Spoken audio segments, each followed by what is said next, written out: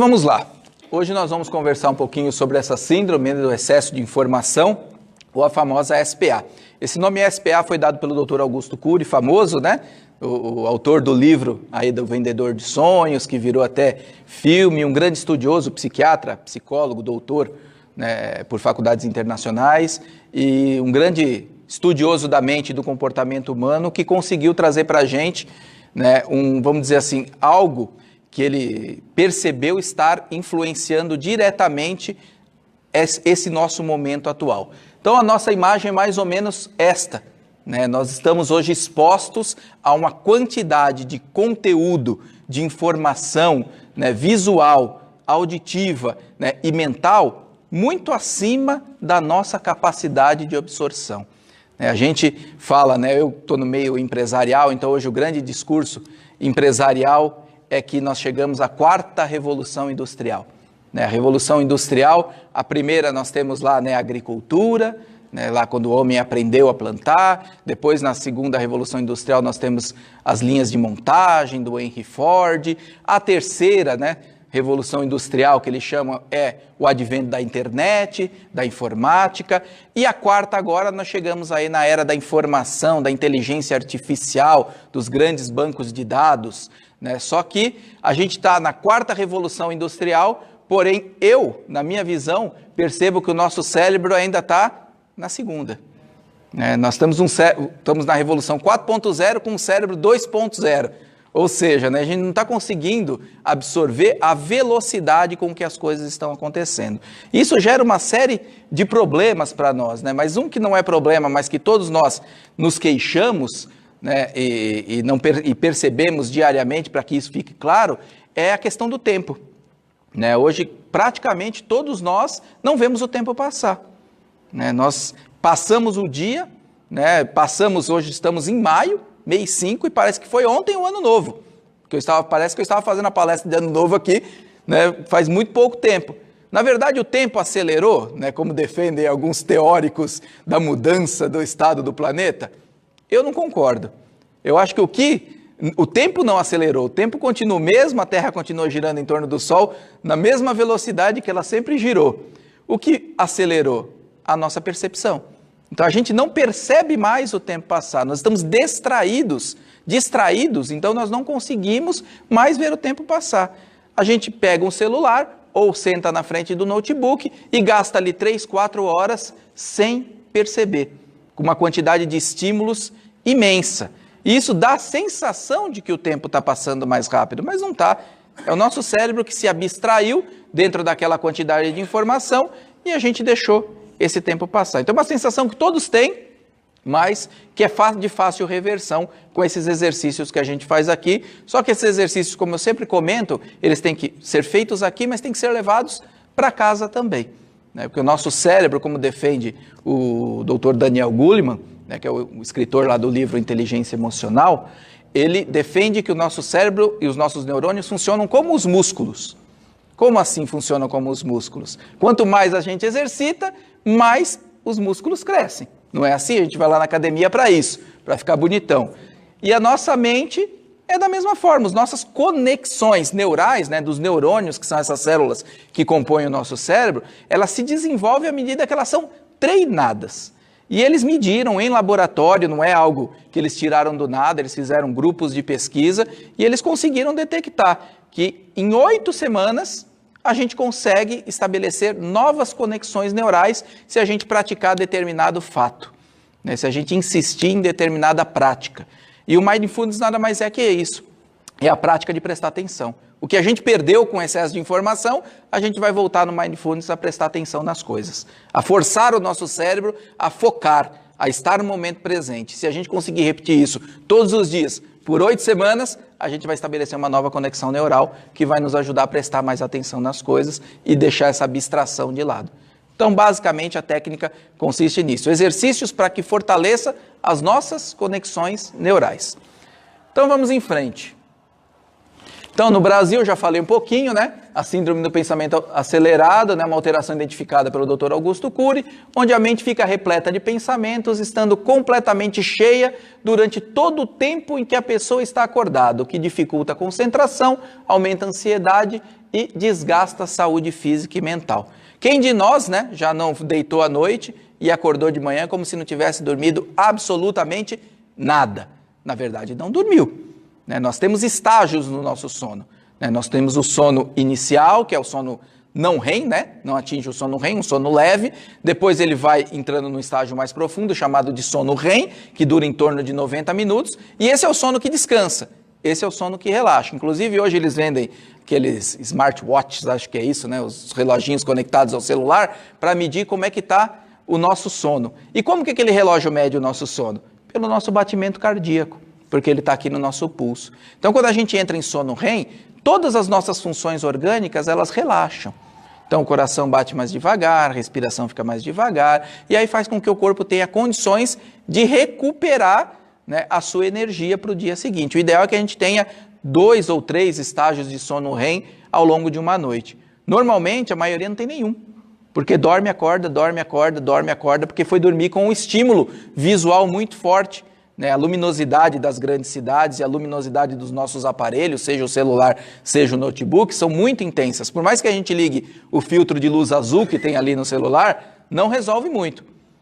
Ele faz um estímulo que bloqueia com que o nosso cérebro fabrique um outro neurotransmissor, que é a melatonina, que é a responsável pelo nosso relaxamento e adormecimento. Então, se a gente vai deitar sem melatonina, a gente já vai ter dificuldade para iniciar o sono e esse sono não vai ser reparador. Não vamos entrar em sono REM. Então, é importante a gente vigiar essa parte também para que a gente possa recuperar saúde física e mental.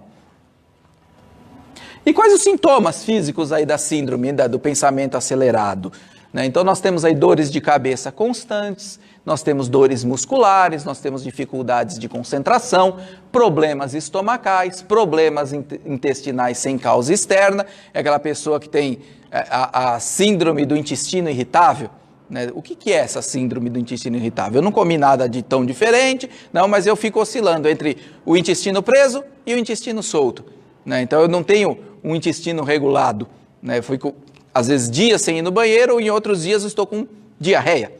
Então, essa é a síndrome do intestino irritável. Isso é provocado pela síndrome do pensamento acelerado, porque hoje alguns cientistas defendem que o nosso intestino ele é quase que um segundo cérebro, de tamanha concentração de terminações nervosas que ele tem dentro dele. E é o responsável por assimilação dos nutrientes dos alimentos. Ele não tem somente uma função excretora, ele tem uma função de absorção também desses nutrientes. E se ele não está absorvendo, também nós vamos ter baixas de vitaminas e vamos comprometer toda a nossa parte orgânica também. Problemas com o sono, que a gente já comentou, não vamos conseguir dormir. Se dormir vai ser um sono não reparador, um sono leve, e eu estou o tempo inteiro cansado. Estou o tempo inteiro cansado. Por quê? Porque meu cérebro está o tempo inteiro estimulado. Não consegui dar um refresquinho, como a gente fala, para a nossa mente. E a gente tem também problemas psicológicos derivados dessa síndrome. Então, nós temos ansiedade crônica, porque quando nós começamos a usar demais os aparelhos, seja o celular, seja o computador, não sei se vocês já perceberam, a gente não consegue ficar sem. A gente coloca ele do lado, mas logo dá aquela vontadezinha de pegar ele de novo. Por que será que acontece isso? Alguns defendem na teoria da conspiração, que tem mecanismos ali que faz a gente ficar viciado nas postagens.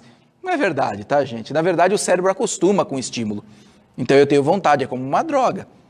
Quanto mais eu uso, mais ele sente vontade daquele estímulo visual. O cérebro é programado para absorver informações. Ele foi feito para isso. Então, eu fico com vontade e acabo utilizando ele além da conta. Então, acabo tendo aí uma ansiedade crônica, até porque eu fico exposto a um conteúdo não muito bom, normalmente, extremamente negativo na sua maior parte, dependendo do que a gente selecione para ver, e isso me gera insegurança, me gera medo, me gera frustração, me gera sentimento de baixa estima, várias situações aí que levam a problemas de ansiedade.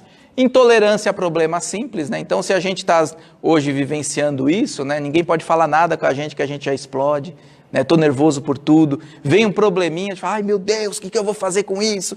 E agora? Sabe aquele pessoa que faz a famosa tempestade em copo d'água? Que falava antigamente, minha avó que falava, não faça tempestade em copo d'água. Na verdade, isso é parte dessa síndrome, a gente não tem mais espaço, então nossa mente está tão sobrecarregada que a gente passa a ficar intolerante, a gente não consegue absorver mais nada. Perda de memória, então é o famoso onde é que eu deixei isso, onde é que eu deixei a chave, onde é que eu deixei o tal papel, eu guardei não sei aonde, justamente porque o cérebro está constantemente estimulado, ele não tem condições de reter às vezes uma memória que a gente precise. Então a gente tenta lembrar de uma coisa e acaba não lembrando. De pessoas, acontece muito isso, a gente conhece uma pessoa, a pessoa nos fala o nome, só que a gente não prestou atenção. A gente está avaliando a pessoa de todas as formas, não prestou atenção nem na pessoa, nem no nome. Depois a gente não sabe nem o nome da pessoa e quando encontra a pessoa não sabe de onde conhece. Normalmente assim, e aí é uma saia justa danada, que você fala, quanto tempo, e tentando descobrir de onde que você conhece aquela pessoa. Isolamento social. Quanto mais conectados nós estamos, menos na rua nós estamos e com menos amigos nós estamos. Tenho 10 mil amigos no Facebook e nenhum para conviver. E quantos não estão assim? Principalmente os mais jovens. Principalmente os mais jovens. Então eles se conversam, se dão parabéns, se postam fotos e comentam e tudo, mas se encontrar que é bom? Nada. E quando se encontram? Aparelhinho na mão, Vindo na mesa de bar, vamos tomar uma cerveja hoje, pra gente confraternizar. Senta todo mundo no bar, todo mundo pega o celular, a cerveja até esquenta, ninguém conversa mais. Vai para casa de um amigo jantar, fica todo mundo... Primeira coisa que o cara fala, tem Wi-Fi? Qual que é a senha? É horrível, gente. É um isolamento social completo, porque você fica refém desse tipo de estímulo. Baixa estima, que a gente já comentou, porque quando a gente fala em rede social, a gente fala de uma palavra-chave que gera baixa estima. Comparação. É só o que tem na rede social. Todo mundo postando, dizendo que um é mais feliz que o outro.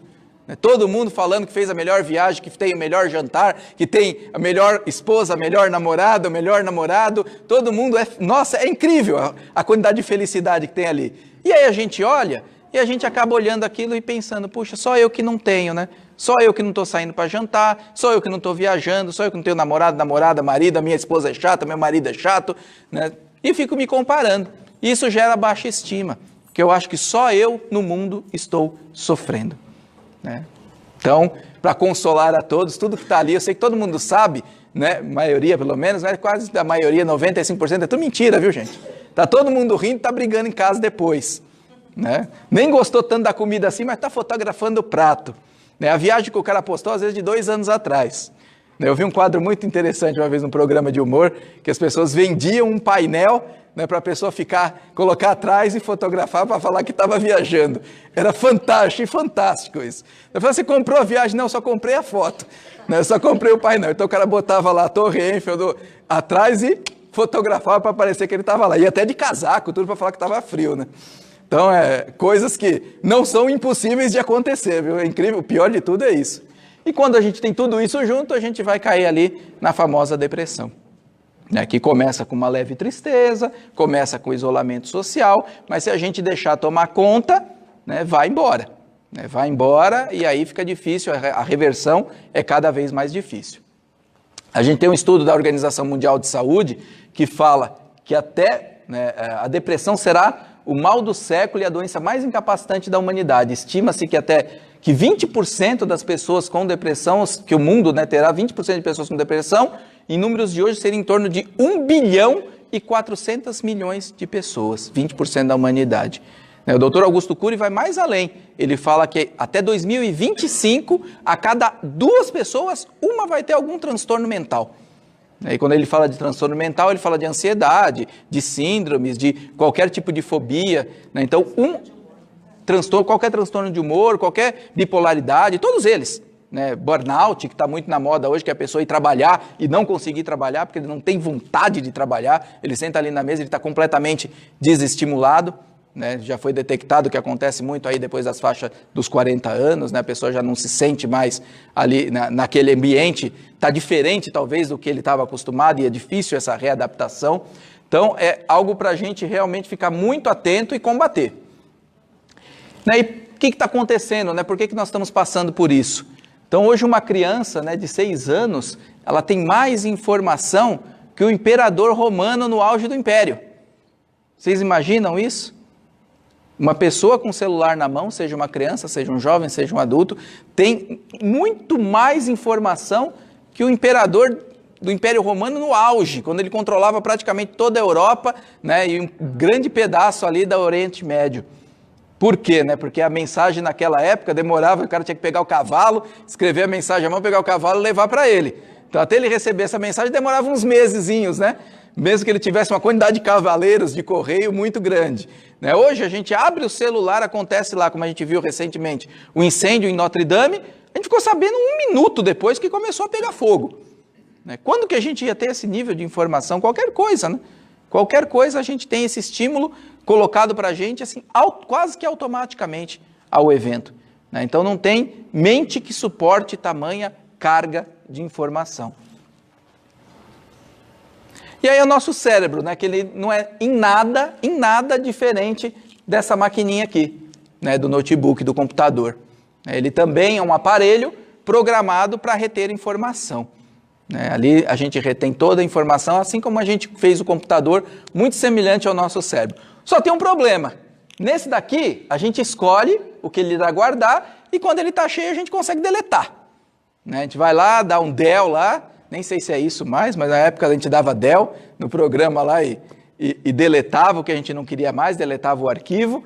Né? E o outro não, né? O outro ele armazena todo o conteúdo que recebemos sem filtro, então a gente não consegue escolher o que está entrando, bateu no olho, está entrando, observou, está entrando, por mais que eu falar isso não me influencia, grande engano, porque influencia sim. Aliás, um grande detalhe, o cérebro, ele não sabe a diferença entre o que é verdade e o que é ou imaginação ou, né, uma ficção. Vocês querem fazer um exercíciozinho rapidinho? Pra vocês verem como isso funciona? Fechem os olhos um pouquinho. Bote a mãozinha assim, em conchinha, como se vocês fossem pegar alguma coisa e fechem os olhos. Agora vocês vão imaginar nessa conchinha na mão de vocês um limão bem verdinho. Bem verdinho, bem aquele mais bonito que vocês viram na feira, no supermercado. Esse limão ele está cortado. Ele está ali suculento, né, com os gominhos bem verdes. E aí vocês vão pegar agora mentalmente esse limão, né, com uma mão só, vão levar ele até a boca e vão dar uma grande mordida. Dê uma mordida deliciosa nesse limão. Mas saboreiem. Saboreiem, que gostoso, que delícia, como tá azedinho, que gostoso. Pronto, agora sintam a língua de vocês, que delícia o gosto do limão. Pode abrir o olho. Quem sentiu a boca azeda? Quem conseguiu sentir aí a boca azeda? Não conseguiram? Muita saliva, né? Percebeu que ele, pelo menos o nosso cérebro já reagiu a algo que aconteceria se a gente chupasse um limão de verdade. Né? Então a boca fica salivando, já fica preparando para aquele azedo que iria chegar. Por quê? Porque o nosso cérebro tem a informação de que o limão é azedo. Então eu estou chupando um limão que não é de verdade e o nosso cérebro já está provocando salivação, porque quem provoca a salivação é o cérebro. Da mesma forma é quando eu assisto um filme, quando eu assisto uma novela, quando eu vejo uma notícia. Por mais que aquilo não seja verdade, ou que eu acredite que aquilo não me impacta diretamente, todo o meu mecanismo de proteção cerebral vai estar reagindo àquilo. Eu já vou estar com adrenalina maior, já vou estar com cortisol maior, porque eu estou ali preocupado com aquele incidente. Então eu estou vendo sobre um assalto, eu já vou me precaver mentalmente, o meu cérebro vai se precaver para quando eu sair na rua eu ficar mais atento. Então eu vou estar se eu estou o tempo inteiro com esse conteúdo negativo sendo armazenado, fica complicado da gente conseguir com que a nossa mente relaxe, né? Porque ela vai reagir ao estímulo verdadeiro ou não verdadeiro. E a gente tem aí, da mesma forma que tem nos computadores essa pecinha aí, que é uma memória RAM, né, nós temos a nossa memória RAM dentro do nosso cérebro também, né, que é o registro automático de memória. Não sei se aqui vocês já viram, eu passei na semana passada, não vou passar hoje de novo, que é o pedacinho do Divertidamente, aquele desenho maravilhoso, né, que explica muito bem. Então, cada vez, desde o nosso nascimento, né, que a gente é exposto a uma emoção, a uma memória, né, isso fica, lá no desenho aparece uma bolinha que vai para um arquivo. Né? Na verdade, isso acontece mesmo, vai para o nosso arquivo mental, fica ali guardado. E quanto mais intensa a emoção, né, quanto mais intensa a emoção, mais esse registro é forte, mais ele fica guardado. Então, se a gente tentar lembrar da nossa infância, né, o que nós vamos lembrar dos períodos ali do 1 até o 4 anos de idade? Nós vamos lembrar só dos momentos de muita emoção. Né? Ou se a gente caiu, ou se alguém brigou com a gente, ou se a gente ficou muito triste, muito alegre, né? Isso que acaba ficando guardado nesses períodos que a gente não lembra muito. E mesmo da nossa infância, da nossa adolescência, o que vem mais facilmente são os momentos onde representaram maior conteúdo emocional. Porque o cérebro acredita que aquilo é mais importante, como reagiu com maior emoção, com maior intensidade, eu preciso guardar com maior tempo, né? Isso dentro da nossa mente. Então, quando a gente quer se livrar, por exemplo, de uma situação, de um pensamento desagradável, de uma situação desagradável, é muito complicado, né? Porque a gente toma café, almoça, janta e vai dormir em companhia do registro automático. Né? Então, se a gente pensar em alguma coisa que foi muito desagradável durante o dia, quando a gente deita a cabecinha no travesseiro, o que acontece? Fica pensando, né? Como é que a gente vai resolver aquilo no dia seguinte? Né? Ou se a gente está chateado com alguma situação, a mesma coisa. E acorda de manhã, já acaba de despertar, o pensamento já vem. Porque está automaticamente sendo retroalimentado dentro aí da nossa memória RAM. Ela acha que tem que já no despertar, jogar isso para fora. Essa experiência aqui é muito interessante. Eu vou passar um pedacinho para vocês. Não se preocupem em ler a legenda que está em espanhol ou em traduzir que está em inglês, porque o legal é a essência desse experimento.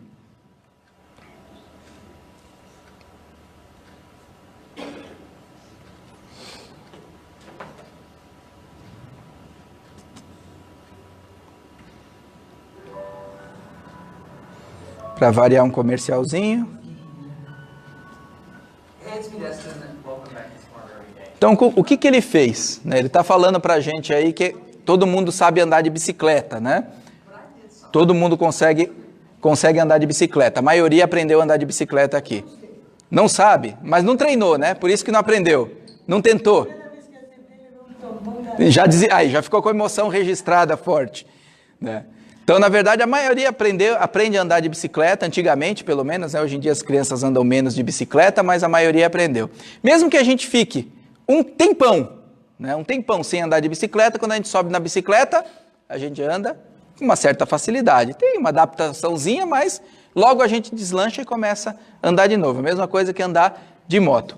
A experiência que ele fez foi inverter o guidão, né? Inverter o guidão. Ele vai botar ali, vocês vão ver, uma engrenagem que quando a gente vira para a esquerda, a gente está virando para a direita. E quando a gente vira para a direita, o guidão está virando a roda para a esquerda.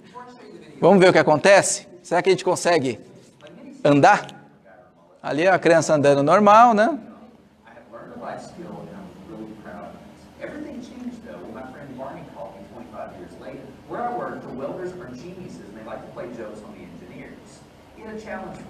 He had built a special bicycle and he wanted me to try to ride it. He had only changed one thing. When you turn the handlebar to the left, the wheel goes to the right. When you turn it to the right, the wheel goes to the left. Ficou fácil agora, né?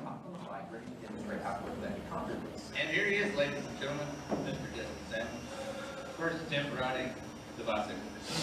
Agora ele vai andar com a bicicleta invertida lá.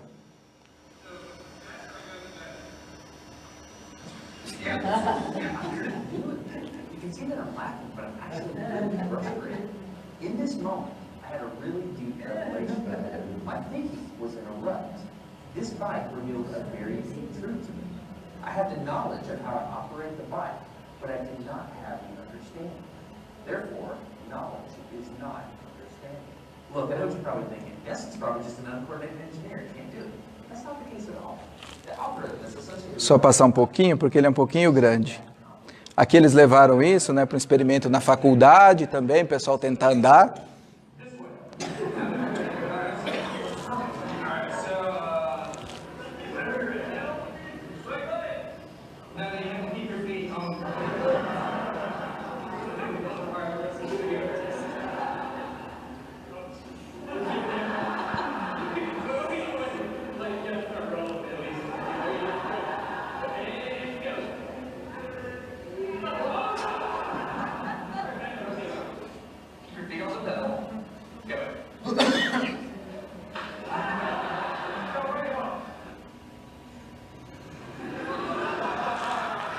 Ou seja, ninguém conseguiu. I stayed out here in this driveway and I practiced it for 5 minutes. E aí ele treinou, até que começou a devagarinho funcionar. Demorou só 8 meses para ele aprender a andar. Ride the bike, and the next day I could. It was like I could feel some kind of pathway in my brain that was now unlocked. It was really weird though. It's like Aí funcionou. there was a neural in my brain, but if I wasn't paying close enough attention to it, my brain would easily lose that neural path and jump back onto the old road. It was more familiar. Any small distraction is all. Viu, Luísa? Não é tão difícil.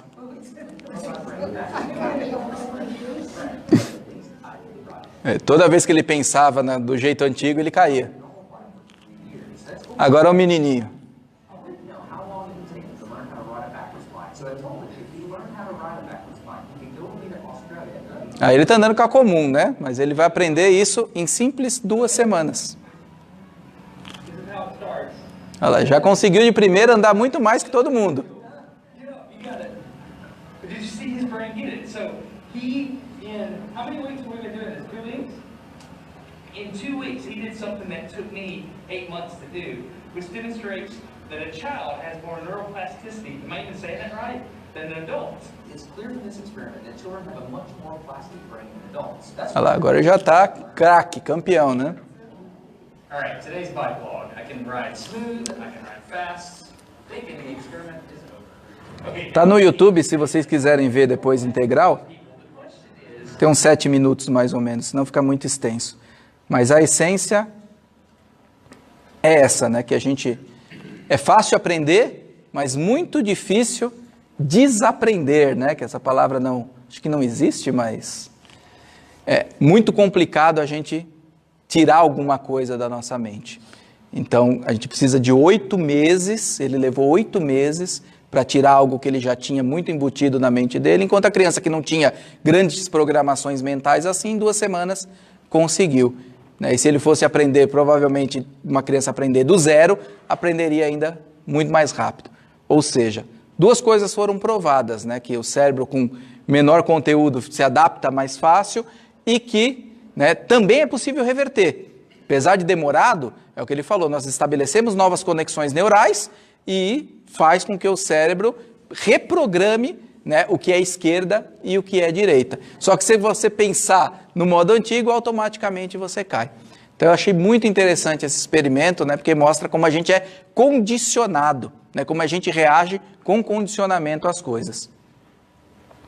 E a gente, né, era para ser a civilização e a geração mais feliz do mundo. Mais feliz de todos os tempos, de todas as épocas.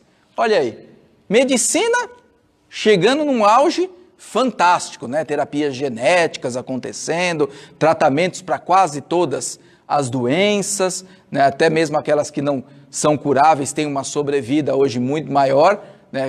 Quanto antigamente, né? Até pouco tempo atrás, até antes da penicilina, né? 1940 aproximadamente, pegou uma pneumonia, já era, né? Cortou o dedão do pé num prego, tétano, já era, né? Então, o pessoal fala que antigamente era melhor, não era não, viu gente? É pura ilusão. Então temos medicina avançada, temos acesso à informação, porque é muito importante, você vê, o pessoal está assistindo em casa uma palestra, né? Apesar de poderiam estar todos aqui, porque é muito melhor a vibração para vocês sentirem, mas, né, conseguem, aqueles que não podem vir, conseguem assistir real time, né, uma palestra em qualquer lugar do mundo.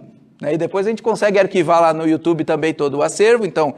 essas tecnologias são fantásticas quando bem utilizadas, né? Informação também ali na Wikipédia, né? Todas as enciclopédias que eu tinha que, então vou denunciar a minha idade, né? Mas eu tinha que fazer trabalho na Barça, ia na biblioteca copiar a Barça numa folha de almaço, né? Uma coisa horrível, e a professora falava, não aceito menos que 10 folhas de almaço. Eu falava, meu Deus do céu, quando é que eu vou encher todas essas folhas? E ainda para colocar a figurinha, tinha que ir lá pedir pela mulher da biblioteca, pelo amor de Deus, para tirar uma cópia, para poder colar aquela cópia em PB, né, preto e branco, no trabalho, e achava que ficou lindo, né, e fazia a capa com letra 7, lindo, lindão. Botava até um glitter assim, para ficar bonitinho. O homem viajando para o espaço, né, a Lua já ficou até... teoricamente obsoleta, né? Já estamos planejando viagem e até colonização de Marte, né? Temos robótica, informatização, inteligência artificial, viagem, né? Agora estão para lançar agora um avião que vai fazer América do Sul, Japão em menos de 3 horas, né, já está em testes, é um ultra supersônico, e a gente é feliz? Não necessariamente. Pois é, né? A maioria não é. A maioria das pessoas é muito mais triste do que as pessoas que não tinham nenhum desses recursos no passado. Então a gente não consegue sequer aproveitar o que nos é dado, né, com toda essa evolução tecnológica que nos foi dada. Porque nós não estamos sabendo administrá-las e usá-las a nosso favor e corretamente. Principalmente quando a gente fala da questão da informação. Temos aí, né, como falou o doutor Augusto Cury, uma prevalência aí de pessoas ansiosas, deprimidas e com transtornos mentais. O que seria o equilíbrio, né, perfeito? O que a gente tem que buscar de qualidade? O que é qualidade de vida? É quando a gente está pelo menos razoável em todas essas áreas. Né? Nós temos ali a nossa espiritualidade, seja ela qual for, né, mas a gente conseguir vivenciar algo espiritual, conseguir essa conexão, né, com Deus ou com o nome que a gente quiser dar, né, quando a gente está bem com o trabalho e com a parte de educação, quando a nossa saúde está bacana, está perfeita, né, quando o ambiente a que eu estou é um ambiente agradável, um ambiente estimulante, um ambiente que me faz bem, família e amigos em harmonia, né, e lazer na sua medida certa. Né, porque também é importante, né, a gente não nasceu somente para trabalhar, né, a gente nasceu também para aproveitar o fruto desse nosso trabalho. Então, quando a gente está pelo menos um pouquinho balanceado em cada um desses aí, essa reflexão que a gente sempre tem que fazer, e é legal até, né, tem um exercíciozinho que eu aprendi no coaching, que a gente dá uma nota, né, apesar de ser um pouquinho mais abrangente, que chama Roda da Vida, mas a gente dá uma nota para cada uma dessas áreas.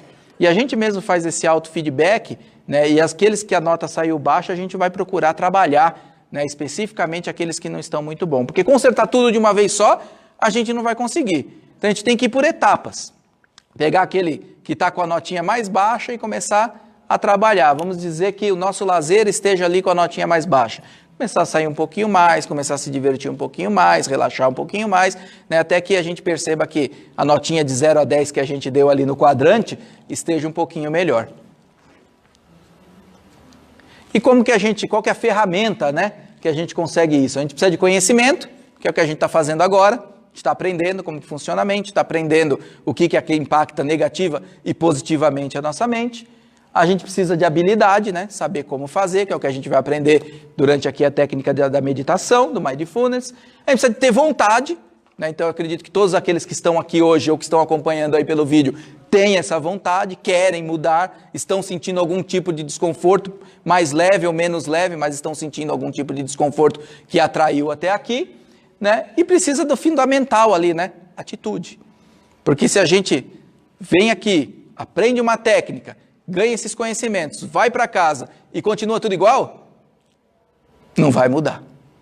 A gente sempre fala que aqui os amigos espirituais eles ajudam, mas não faz milagre. Né? Não dá para pegar a gente, dar um cascudo, né, e falar assim, tá na hora aí de fazer o relaxamento, tá na hora de fazer o mindfulness, não fica tanto tempo aí no celular, não fica com esse conteúdo ruim antes de dormir. Não dá para ser assim, né? A gente não precisa mais disso, a gente já não é mais criança, né? Babá, que precisa de uma babá ali o tempo inteiro nos controlando. Né? Então, o plano espiritual, o que ele faz? Ele faz com que a gente, né, se reequilibre, tira assim, essa energia pesada, nos manda para a nossa casa calminho, calminho, tranquilinho, tranquilinho aqui depois da meditação. Vamos nos limpar inteirinho, organizar nossas energias, deixar nosso corpo espiritual brilhando. Só que a gente vai ter que chegar ali a partir da porta da rua e mudar o nosso comportamento, ter essa atitude, ter essa ação de mudança de comportamento. Senão vai durar pouco, né? Senão, assim, não é que não dura, mas dura uns 2, 3 dias. Depois a gente fala, preciso voltar lá de novo. E a ideia não é essa. A ideia é que a gente consiga capacitar todos para que quando não estiverem muito bem, consigam, sejam aqui na casa espírita, sejam na sua casa, conseguirem por conta própria esse reequilíbrio. Essa é a proposta. Doutrina espírita é independência, né? Provoca independência, não pode provocar dependência. Eu não posso ficar dependente da casa espírita, eu tenho que vir na casa espírita por prazer. Né? Ou depois, no futuro próximo, até para que eu ajude aos outros a descobrir esse caminho que eu também descobri. Né? Essa é a fundamental parte aí da doutrina. E aí, só para a gente encerrar, né? Como, né? Foco no presente, a gente vai aprender, né, na técnica. Cuidado com os conteúdos consumidos, a gente já falou, cuidado com o que eu assisto, cuidado com a quantidade de internet, cuidado com a quantidade de YouTube e de celular e de redes sociais. Dar-se o direito ao lazer, né, contato com a natureza, família, amigos, não se isolar. Né, um raio de sol, como falou na música lá do Jota Quest, né, desfaz muitas sombras. As pessoas hoje têm até deficiência de vitamina D, né, acaba tomando vitamina D artificial porque não vai mais sair no sol. Né, fica todo mundo com medo de câncer de pele e não sai mais no sol, mas o sol da manhã e o sol da tarde não faz mal não, gente. Pode tomar um solzinho de vez em quando, pode ir num parque, pode arejar a mente. Reservar períodos para desconectar-se, né, desligar aí os aparelhos, né, dar um off aí como era antigamente, né, que a gente saía para a rua e ninguém sabia onde a gente estava, era tão gostoso. Né, ajustar o relógio biológico, dormir um pouquinho mais cedo, acordar um pouquinho mais cedo, não é dormir às 2 da manhã e acordar meio-dia. Né, ou dormir às 2 da manhã e acordar às 6 porque tem que trabalhar. Né? Aí o relógio biológico não vai funcionar legal. Eu vou ter sono em horários impróprios e não vou ter sono na hora que eu tenho que ter sono. Conectar-se com a sua espiritualidade, cuidar da saúde física é importante, né? Mente sã in corpore sano, ou diz em latim, né? A mente sã depende de um corpo são, né? Também corpo são, mente são, então uma coisa influencia na outra. Se eu estou com alguma dor, se eu estou com um excesso de peso, se eu estou com problemas digestivos, se eu comi demais, comi de menos, não fiz exercício, sou sedentário, tudo isso vai impactar no nosso estado de ânimo também. A gente precisa cuidar da saúde, né? E planejar adequadamente aí para os imprevistos. Como que a gente se planeja, né? Por exemplo, do ponto de vista que é a minha área, né, que é financeira, né, do ponto de vista financeiro é a gente reduzindo a compulsão pelo consumo, né, que é outra coisa. Infelizmente, os problemas financeiros são os grandes responsáveis por grande parte dos transtornos ansiosos também. A gente gasta mais do que pode tentando satisfazer algo que a gente precisa internamente e depois, né, a gente fica com a ansiedade de como que a gente vai pagar aquilo, até porque a gente nem precisava tanto daquilo, né, daquela forma. Outro dia eu vi um filminho muito legal, né, que a pessoa chega e fala assim para a família, né? Nossa, né? Comprei, olha que maravilha, comprei esse relógio aqui e ele funciona até 200 metros de mergulho embaixo d'água. Aí tá o senhorzinho sentadinho na cadeira que é o vô dele e fala, mas filho, você não sabe nem nadar? É mais ou menos isso, né? Às vezes a gente compra um negócio que, puxa, né? Olha, funciona embaixo d'água, mas eu nunca vou embaixo d'água. Né, eu precisava realmente daquilo, então essas reflexões que a gente tem que fazer e acaba se planejando adequadamente. Legal? Vamos à nossa técnica? Então vamos lá.